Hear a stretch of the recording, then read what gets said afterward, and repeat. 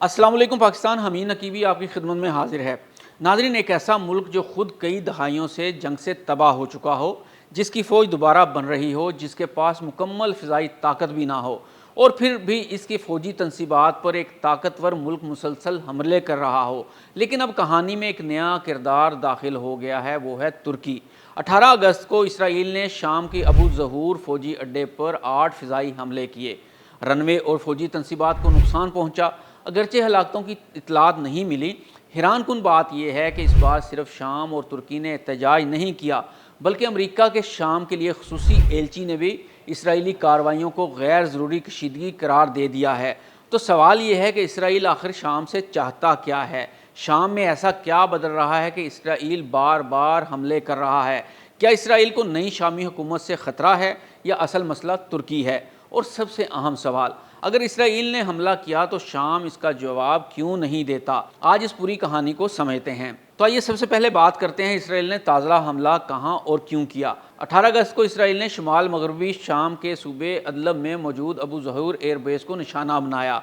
ये अड्डा एक तवील अरसे से अमली तौर पर गैर फ़आल था, लेकिन अब शाम की नई हुकूमत इसे दोबारा फ़ौजी मकासद के लिए बहाल करने की कोशिश कर रही थी। इसराइल का मौक़िफ़ है कि शाम इस अड्डे पर तुर्क फ़ौज को तैनात करने के करीब था, और इसराइल ने इसे अपनी सिक्योरिटी के लिए बहुत बड़ा ख़तरा समझा। अब बात यह है कि तुर्की ने इस दावे की तस्दीक नहीं की कि वहाँ तुर्क फ़ौजी तैनात होने वाले थे। ताहम एक तुर्क फ़ौजी वफ़द के अड्डे का दौरा करने की इतला ज़रूर सामने आई थी, और इसराइल इस कदर डर गया कि उसने शाम को निशाना बना डाला। यानी इसराइल के नज़दीक ये सिर्फ़ एक पुराना एयर बेस नहीं था, ये शाम की नई फ़ौजी ताकत और तुर्की के बढ़ते हुए असर रसूख की अलामत बन सकता था। तो नाज़रीन, इसराइल को शाम से असल ख़तरा क्या है, आइए ये भी जानते हैं।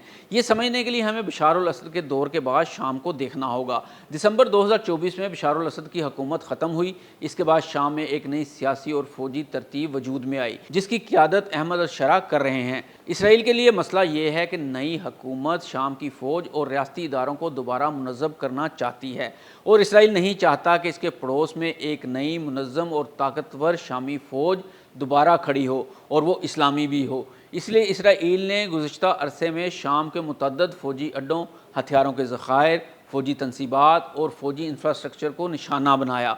तज्ज़ियाकारों के मुताबिक ताज़ा अबू ज़हूर हमला भी एक पैगाम है कि शाम अपनी फ़िज़ाई और फ़ौजी ताकत तेज़ी से बहाल ना करे। अब यहाँ पर सवाल ये पैदा होता है कि इसराइल शाम से इतना खौफज़दा क्यों है?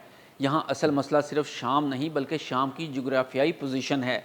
शाम इसराइल के शुमाल में वाक़या है और गोलान की पहाड़ियों के करीब है, जिन पर इसराइल का कब्ज़ा है। लेकिन अब बशार अल असद की हुकूमत ख़त्म हो चुकी है। इसके बावजूद इसराइल शाम को मुकम्मल तौर पर छोड़ने के लिए तैयार नहीं, क्योंकि इसराइल की नज़र में ख़तरा अब सिर्फ ईरान नहीं, बल्कि एक ऐसी नई शामी रियासत का क़याम भी है जो मुस्तक़बिल में अपनी फ़ौजी ताकत दोबारा हासिल कर सकती है। तो फिर यहाँ पर सवाल ये भी पैदा होता है कि तुर्की इस सारी गेम में कैसे आ गया? ये इस पूरी कहानी का शायद सबसे अहम हिस्सा है। बशार अल असद के ख़ात्मे के बाद तुर्की ने शाम की नई हुकूमत के साथ अपने ताल्लुकात इंतहाई मजबूत कर लिए हैं। तुर्की शाम की नई फ़ौज की तश्कील, तरबियत और दिफाई सलाहियत बढ़ाने में मदद कर रहा है, और यही चीज़ इसराइल के लिए तशवीश का बायस बन रही है। क्योंकि अगर शाम की नई फ़ौज तुर्की की मदद से दोबारा मुनज़्ज़म होती है, फ़िज़ाई अड्डे बहाल होते हैं, फ़ौजी तरबियत शुरू होती है और दिफाई सलाहियत बढ़ती है, तो शाम चंद साल बाद आज के शाम जैसा कमज़ोर मुल्क नहीं रहेगा। इसलिए अबू ज़हूर पर हमला सिर्फ दमिश्क के लिए पैगाम नहीं समझा जा रहा, बल्कि अंकरा के लिए भी एक वाज़े वार्निंग के तौर पर देखा जा रहा है।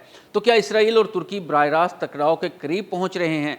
यही वजह है कि अमरीका अब दरमियान में आ गया है। अमरीका के खसूसी एलची टॉम बार्क ने इसराइली हमले को गैर ज़रूरी कशीदगी करार दिया, और कहा कि वाशिंगटन इसराइल, तुर्की और शाम के दरमियान एक राब्ता और कशीदगी कम करने का निज़ाम बनाने की कोशिश कर रहा है।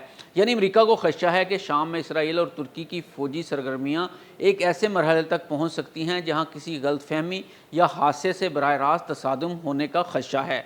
तुर्की ने भी इसराइली हमले की शदीद मजम्मत की और इसे शाम की खुद मुख्तारी के ख़िलाफ़ वर्जी करार दिया। तो आइए अब बात करते हैं, शाम इसराइल को जवाब क्यों नहीं दे पा रहा? यहाँ हमें शाम की मौजूदा फ़ौजी हालत समझना होगी। آج شام وہ شام نہیں جو چند سال پہلے تک تھا۔ بشار الاسد کے دور کی فوج برسوں کی خانہ جنگی میں شدید کمزور ہوئی۔ پھر حکومت کے خاتمے کے بعد اسرائیل نے شام کے فوجی انفراسٹرکچر پر بڑے پیمانے پر حملے کیے۔ فضائیہ، فضائی دفاع، ہتھیاروں کے ذخائر، میزائل اور فوجی اڈے شدید متاثر ہوئے۔ نتیجہ یہ نکلا کہ نئی شامی حکومت کے پاس اسرائیل کے مقابلے میں مؤثر فضائی جنگ لڑنے کی صلاحیت بہت محدود ہے۔ شام اپنی فوج دوبارہ بنا رہا ہے، لیکن یہ کام ابھی ابتدائی مراحل میں ہے۔ ترکی اس عمل میں مدد کر رہا ہے اور شامی فضائی صلاحیت بھی دوبارہ کھڑا کرنے کی کوشش جاری ہے۔ اس لیے دمشق کے لیے اسرائیل کو فوری جواب دینا انتہائی خطرناک ہوگا۔ تو پھر شام کو ایسی صورتحال میں کیا کرنا چاہیے اور وہ کیا کر رہا ہے؟ فی الحال شام کا راستہ براہ راست جنگ کی بجائے سفارتکاری ہے۔ شام جانتا ہے کہ اگر اس نے اسرائیل کے خلاف کھلی جنگ شروع کر دی تو اسے صرف اسرائیل کا سامنا نہیں ہوگا، بلکہ اس کے کمزور فوجی ڈھانچے کو بھی شدید نقصان پہنچ سکتا ہے۔ دوسری طرف اسرائیل کے پاس جدید فضائیات، طویل فاصلے تک حملہ کرنے کی صلاحیت، جدید انٹیلیجنس اور مضبوط فضائی دفاع موجود ہے۔ اس لیے دمشق اپنی فوج کو دوبارہ بنانے اور ترکی سمیت علاقائی اتحادیوں کے ذریعے اپنے دفاعی صلاحیت مضبوط کرنے پر توجہ دے رہا ہے۔ اب اصل کھیل یہ ہے کہ شام دوبارہ ایک فوجی ریاست بنے گا یا نہیں۔ اسرائیل چاہتا ہے کہ شام کی فوجی بحالی محدود رہے۔ ترکی چاہتا ہے کہ شام ایک مضبوط اور مستحکم ریاست بنے اور اس کی فوج دوبارہ کھڑی ہو۔ شام اپنی خود مختاری اور علاقائی سالمیت واپس حاصل کرنا چاہتا ہے اور امریکہ اس وقت کوشش کر رہا ہے کہ یہ تینوں مفادات ایک دوسرے سے ٹکرا کر ایک نئی جنگ نہ بنا دیں۔ اس لیے ابو ظہور پر اسرائیلی حملہ بظاہر ایک ایئر بیس حملہ ہے، لیکن حقیقت میں یہ شام کے مستقبل، ترکی کے بڑھتے ہوئے اثر و رسوخ اور اسرائیل کی شمالی سیکیورٹی پالیسی کے درمیان ایک بڑے تصادم کی علامت ہے۔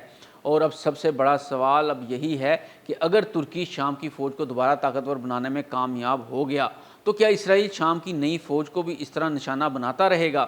اور اگر ایسا ہوا تو کیا اگلا مرحلہ صرف اسرائیل اور شام کا ہوگا یا پھر ترکی بھی اس محاذ میں براہ راست شامل ہو جائے گا؟ فی الحال امریکہ اس خطرے کو روکنے کی کوشش کر رہا ہے، کیونکہ شام میں اگلی جنگ صرف شام کی جنگ نہیں ہوگی بلکہ یہ عالمی جنگ بھی بن سکتی ہے۔ حمید نقیبی کو اجازت دیجیے۔ اللہ حافظ۔